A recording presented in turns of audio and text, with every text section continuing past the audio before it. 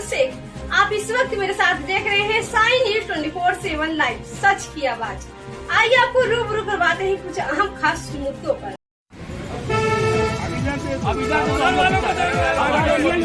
आज में सफलता के फूल ही फूल खिल जाएंगे।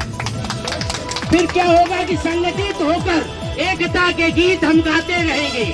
अगर हम संगठित हैं तो संगठित होकर एकता के गीत हम गाते रहेंगे। विकसित समाज हम अपना बनाते रहेंगे। बाधाएं अड़चने दूर ही भागेगी हमसे। पूर्व सैनिकों का झंडा हम लहराते रहेंगे। भारत माता की पूर्व सैनिक जिंदाबाद जिंदाबाद। ये जो प्रतीकात्मक हड़ताल है ये क्यों रखी गई है? जो लोग बाहर से हैं उनके ज्ञान के लिए कि भारत की सेनाएं हमेशा से अपना अदम्य साहस और पराक्रम दिखाती रही हैं। इसके लिए हम लोगों ने ये नहीं सोचा कि हमें पेमेंट कितना मिलता है। हमने हमेशा देखा कि देश सर्वोपरि है हमारे लिए। हम इसके लिए अपना प्राणोत्सर्ग भी करते हैं, अपना सुप्रीम सेक्रीफाइस भी हम करते हैं। परंतु अभी कुछ समय में देखा गया कि जब कोई पेमेंट्स होता है अगर सबको बराबर रहे कोई बात नहीं। सरकार ने ये एक आश्वासन दिया था कि समान रैंक समान पेंशन, यानी जो आज रिटायर हुआ है उसके बराबर आज के 25 साल पहले रिटायर हुआ है उसको पेंशन बराबर दी जाए।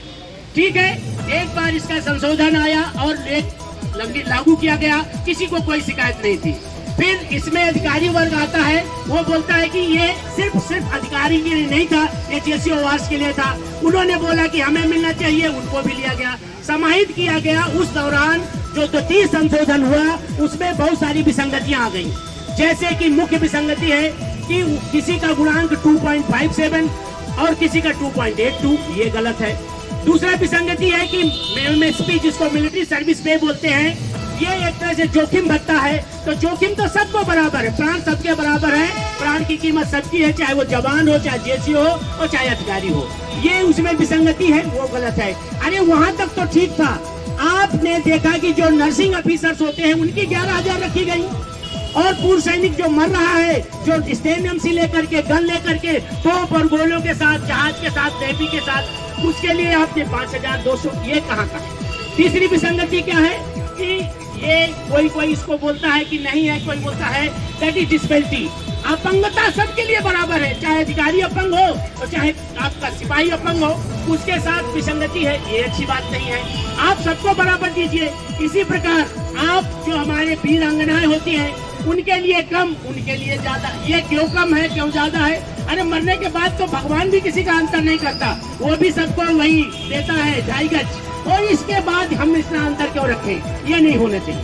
तीसरा और भी क्रम तो मुझे नहीं पता, जो सबसे बड़ी बात ये है, कोई इसका विरोध कर रहा है, हमारे पूर्व सैनिक ही कर रहे हैं, वो गलत है।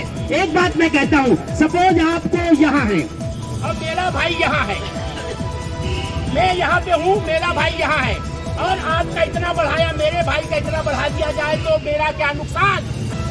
ये गलत है। जबकि ग्रुप 2 और ग्रुप X, ग्रुप Y, ऐसा क्यों? मैं ग्रुप X का हूँ, मुझे नहीं लगता कि अगर मेरा कोई छोटा भाई ग्रुप Y का है और उसको मेरे बराबर पेंशन दी जाए। बिल्कुल मिलनी चाहिए, क्योंकि रिटायरमेंट के बाद न मैं काम कर रहा हूँ और न वो काम कर रहा है। मैं जहाज में काम करता था, मुझे ग्रुप X मिलनी चाहिए, अच्छी बात है। मेरा भाई क्लर्क जीडी है या कोई ऐसी जीडी है हमारे ट्रेड में, तो वो नीचे काम करता था, ठीक है, वो कम फर्स्ट गया था, हाई स्कूल पास था, मैं डिप्लोमा होल्डर था, मुझे पेंशन ज्यादा मिली। आज उसको पेंशन क्यों कम मिले?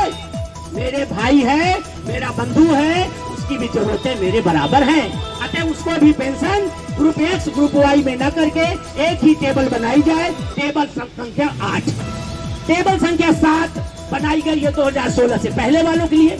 इसके रखा क्या भैया, 2016 से पहले क्या किसी का नुकसान किया है? 2018 के बाद वालों के बराबर क्यों ना हमको दिया जाए?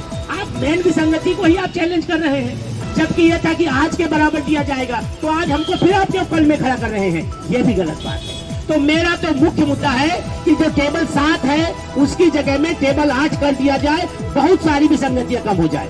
हमारा जेसीओ का जो बनता है अधिकारी, कमीशन अफसर का हमेशा पेमेंट हमेशा लोअर रैंक के दैट इज आपका आर्मी का है तो कैप्टन के रैंक या एक्टिंग सब लेफ्टिनेंट के बराबर हमारे फ्लाइंग अफसर के से ज्यादा होता था। आज हमारे ऑनरेरी अफसर की पेमेंट कम कर दी गई है। क्यों? ऑनरेरी अफसर की पेमेंट ज्यादा ही होनी चाहिए। ये विसंगति आई, अगर मूल में जाए तो इसलिए आई क्योंकि पहले अगर सब लोग पूरे बुजुर्ग बैठे हैं, ये जब अनाउंस होता था तो परसेंटेज में होता था। जेसीओ के लिए अगर 3% है तो उनके लिए 1% होता था।